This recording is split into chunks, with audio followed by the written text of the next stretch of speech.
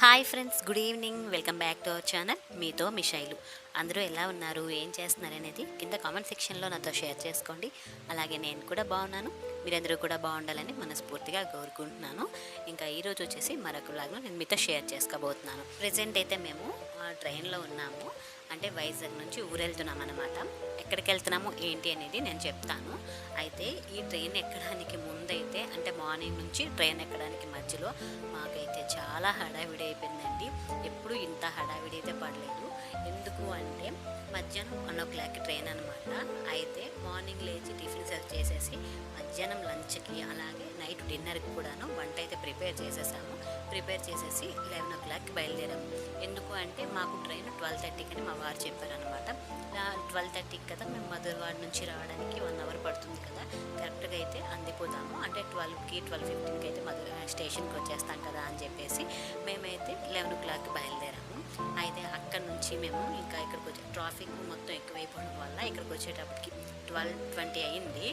అయితే 12:30కి ట్రైన్ కదా అని చెప్పేసి హడావిడి పెట్టేస్తే మేము అక్కడ నుంచి అంటే స్టేషన్ బయట నుంచి ట్రైన్ దగ్గరకు వచ్చేటప్పటికి మాత్రం పరిగెత్తి వచ్చామండి. అంత హడావిడిగా వచ్చామైతే చాలా రన్నింగ్ చేసుకున్నట్టు వచ్చామండి. ఫస్ట్ టైము ఇలా చేసాము. తీరా ట్రైన్ ఎక్కేసిన తర్వాత మా వారైతే చెప్పారు ట్రైన్ 12:30 కాదు 1 o'clock అని చెప్పి. అప్పుడు మాకు చాలా కోపం వచ్చింది. మా వారు మాత్రం చాలా తాపీగా వస్తున్నారు, మాకు మాత్రం టైం అయిపోతుంది కదా అని చెప్పి హడావిడి అయిపోతుంది. అప్పటికి మా వారు చెప్పారు, లేదు 12:30కి మీరు లోపలికి వెళ్ళి ఒక 2 నిమిషాలు కూర్చొని తర్వాత ట్రైన్ కదులుతుంది అని చెప్పారు. కానీ మాకెందుకో టెన్షన్, 12:30కి ట్రైన్ మిస్ అయిపోయింది అనుకోండి, ఇంకా టికెట్స్ అన్నీ చేసుకున్నాము అంటే రిటర్న్ టికెట్స్ కూడా చేసుకున్నాము, అంతా వేస్ట్ అయిపోతుంది కదా అని చెప్పేసి అప్పటికి కొంచెం టెన్షన్ మీద వెళ్ళాం కదా.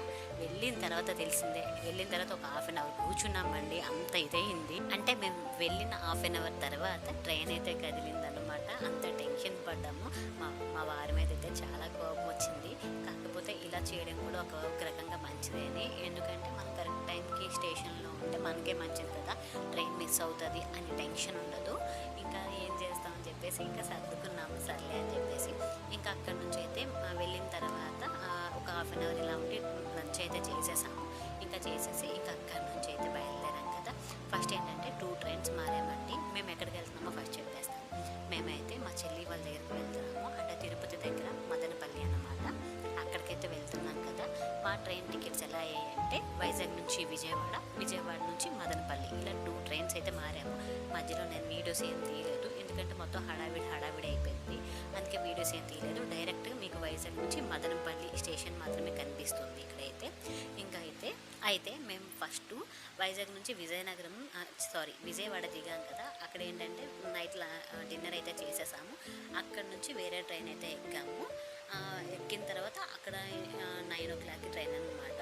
ఇంకా అక్కడ నుంచి ఇప్పుడు మదనపల్లి అయితే వచ్చేసాము. అయితే మాతో పాటు అమ్మ వాళ్ళు కూడా వచ్చారండి. మొత్తం నేను, మా వారు, పిల్లలు, అమ్మ, నాన్న మేమందరం కలిసి చెల్లెల ఇంటికైతే వెళ్తున్నాము. మీకు ఆల్రెడీ చెప్పాను కదా, చెల్లి వాళ్ళు వైజాగ్ నుంచి షిఫ్ట్ అయిపోయారని చెప్పేసి. అయితే చెల్లి వాళ్ళు వెళ్ళి 6 నెలలు అయిపోయింది కదా, వాళ్ళకి చూసి చాలా రోజులు అయిపోయింది. మెయిన్గా ఆరుష్కి చూసి చాలా రోజులు అయిపోయింది. నాకైతే వాళ్ళకి ఎప్పుడు చూద్దామా అని ఆతృతగా ఉంది. అందుకనే ఎలాగో క్రిస్మస్ సెలవులు వస్తున్నాయి కదా అని చెప్పేసి చెల్లి వాళ్ళ ఇంటికి అయితే వెళ్ళడానికి ప్లాన్ వేసుకున్నాము. అయితే ఒక 1 month ముందే టికెట్లన్నీ చేసుకొని ఇంకా మేమైతే రెడీ అయ్యాము. ఇప్పుడైతే ప్రజెంట్ విజయవాడ నుంచి మదనపల్లి అయితే వచ్చేసాము. ఈ మదనపల్లి చెప్పాను కదా, తిరుపతి నుంచి ఒక 2 hours జర్నీ తర్వాత మనకు మదనపల్లి అయితే వస్తుందన్నమాట. మీలో ఎంతమందికి ఈ మదనపల్లి తెలుసు కింద కామెంట్ అయితే చేయండి. ఇప్పుడైతే మదనపల్లి వచ్చేసాం కదా. ఇక్కడ క్లైమేట్ చూసానండి, ఎంత బాగుందంటే మొత్తం కూడా మంచుతో కప్పబడేది, మొత్తం మంచేనమాట. మేము నార్మల్గా నైట్ విజయవాడలో 9కి ఎక్కాం కదా. ఇక్కడికి నార్మల్గా అయితే 6:30కి ట్రైన్ రావాలి. కాకపోతే 2 గంటలు ఆలస్యంగా ఉందన్నమాట. అంటే మేము దిగేటప్పటికి 8 అయిపోయింది.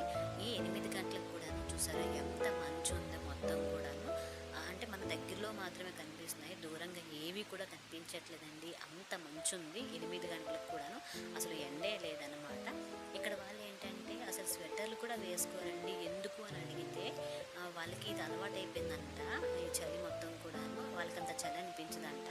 మాకు మాత్రం స్వెటర్లు వేసినా కూడాను ఎంత చల్లగా ఉందంటే మొత్తం కూడా వణికిపోతున్నాను, అంత బాగుంది.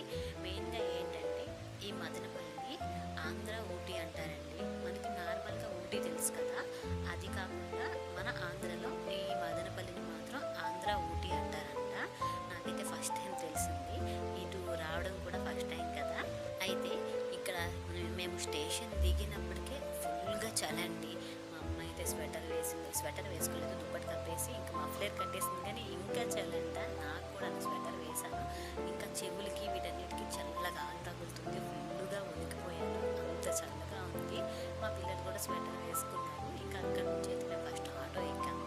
ఇంకా ఆటో ఎక్కేసి చెల్లెల ఇంటికి అయితే వెళ్తున్నామండి. చూసారా, అంటే మాకు మదనపల్లి నుంచి చెల్లెల ఇంటికి వెళ్ళడానికి మళ్ళీ హాఫ్ అన్ అవర్ పడుతుంది అనమాట. అంటే చెల్లి వాళ్ళు మదనపల్లిలో లేరు, అక్కడ నుంచి అంగళ్ళు అనే ఊర్లో ఉన్నారనమాట. అలా మదనపల్లి నుంచి అక్కడికి వెళ్ళడానికి ఒక హాఫ్ అన్ అవర్ పడుతుంది. ఇక్కడ కూడా ఆటోలోనే వెళ్ళాలి. అయితే ఇక్కడ నుంచి మేము ఆటోలో వెళ్తున్నాం కదా, వెళ్ళే దారంతా చుట్టూ కూడా కొండలేనండి, మొత్తం కూడా కొండ ప్రాంతం అనమాట. చాలా వరకు పల్లెటూరు అన్నారు కానీ నాకు ఎందుకో అంత పల్లెటూరు అనిపించలేదు. కాకపోతే అక్కడ ఆవులు, కోళ్ళు ఇవన్నీ ఉంటాయన్నమాట. అంటే పల్లెటూరులో ఎలా ఉంటాయో సేమ్ అలానే ఉంటుంది. చూడడానికి మాత్రం మనకెందుకో కొంచెం పట్టణంలాగే అనిపించింది, అంటే నార్మల్ సిటీలా అనిపించింది. బాగుంది మాత్రం ప్లేస్ మొత్తం కూడాను. అక్కడ మంచు కూడా ఎలా ఉందండి, నాకైతే నిజంగా ఫస్ట్ టైం చూశాను కదా, అలా చూస్తూ ఉండాలనిపించింది. అంత మంచు అనమాట. మేము వచ్చిన రోజు ఫుల్గా మంచు ఉందన్నమాట, తర్వాత నుంచి అంత మంచు ఏం లేదు. అయితే ఇక్కడ ఇంకోటి ఏంటంటే ఈ అంటే మదనపల్లిలోనూ అంగళ్ళలో ఎక్కువగా నర్సరీలు ఉంటాయండి. అంటే మొక్కలు ఎక్కువ పెంచుతారనమాట. అంటే కూరగాయల మొక్కలు, పువ్వుల మొక్కలు ఇవన్నీ ఎక్కువగా పెంచుతారనమాట. ఇక్కడ కూరగాయల రేట్లు కూడా చాలా తక్కువ. నేను మీకు ముందు ముందు వీడియోస్లో చూపిస్తూ ఉంటాను. ప్రజెంట్ అయితే ఇంకా మొత్తం కూడా చూసుకొని వచ్చేసాము, అంగళ్ళు మొత్తం కూడాను. ఇంకా అక్కడ నుంచి చెల్లి వాళ్ళ ఇంటికి అయితే వచ్చేసామండి. చూసారా, ఇది చెల్లి వాళ్ళ ఇల్లు అన్నమాట. ఇది మొత్తం వంటగది, ముందుదంతా హాల్ అన్నమాట. చాలా బాగుంది ఇల్లు అయితే. అంటే ఇది గ్రూప్ హౌస్ లెక్కండి. అంటే కింద ఓనర్స్ ఉంటారు, పైన చెల్లి వాళ్ళు ఉంటారన్నమాట. ఓనర్స్ కూడాను తెలుగు వాళ్ళే, చాలా మంచి వాళ్ళు. ఇంకా చెల్లి వాళ్ళు ఏంటంటే వాళ్ళతో బేరంగా కలిసిపోయారు. మా ఆరు చేత అస్సలు వదల, ఆ ఓనర్స్కి అయితే వాళ్ళ ఇంటికి వెళ్ళి రావడం అలా బాగా కలిసిపోయారు. అంటే వచ్చి 6 నెలలు అయిపోయింది కదా, బాగా క్లోజ్ అయిపోయారు అన్నమాట. ఇంకా మేమైతే బాగా ఎంజాయ్ చేస్తున్నాం. ఎందుకు అంటే మొత్తం చల్లగా ఉందండి. ఇప్పుడు టైం వచ్చేసి 9 అయింది, కానీ 9 అయినట్టు అస్సలు అనిపించలేదండి. మొత్తం చల్లగా ఉంది. మార్నింగ్ 6:30, 7 అయితే ఎలా ఉందో క్లైమేట్ అయితే అలానే ఉంది. చూసారు కదా, చుట్టుపక్కల కూడా నర్సరీలు ఎన్ని ఉన్నాయో.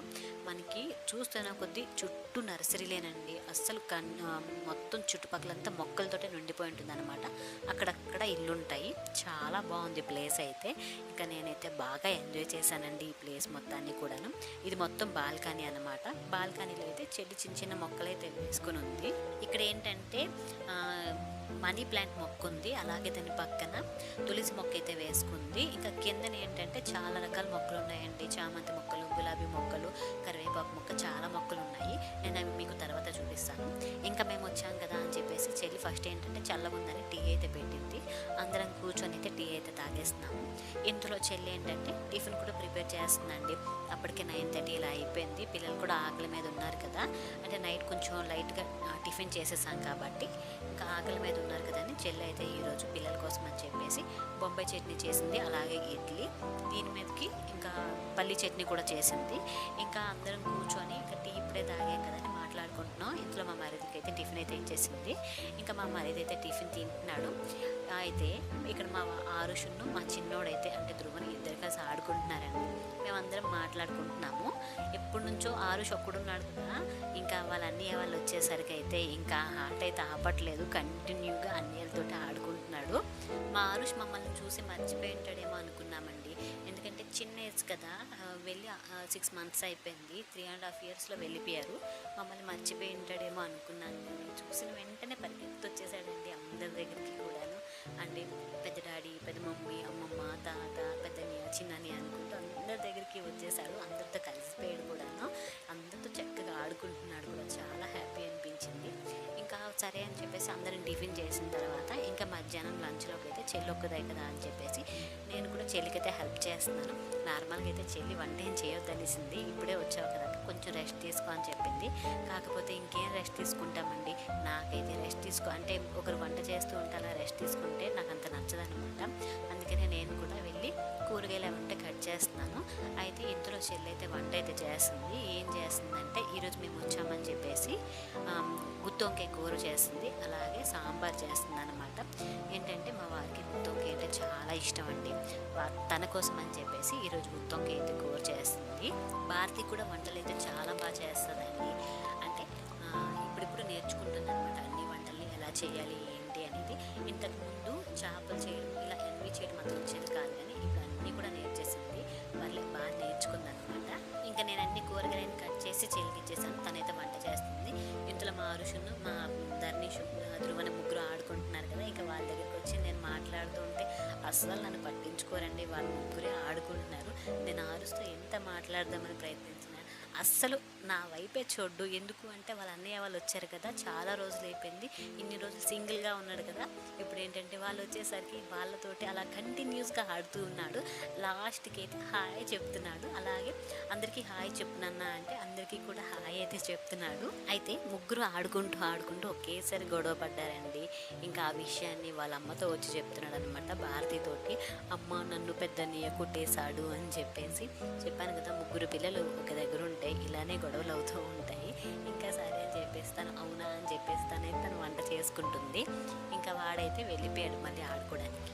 ఇంకా ఇదేనండి ఈరోజు వ్లాగ్ అయితే. ఇక్కడితో ఈ వ్లాగ్ అయితే ఎండ్ చేస్తున్నాను. మీకు ఈ వ్లాగ్ నచ్చింది అనుకుంటున్నాను. వ్లాగ్ నచ్చితే ఒక లైక్ అయితే చేయండి. అలాగే ఈ వ్లాగ్ ఎలా అనిపించింది అనేది కింద కామెంట్ సెక్షన్లో కామెంట్ చేయండి. రేపటి వ్లాగ్తో మళ్ళీ కలుస్తా. అంతవరకు బాయ్.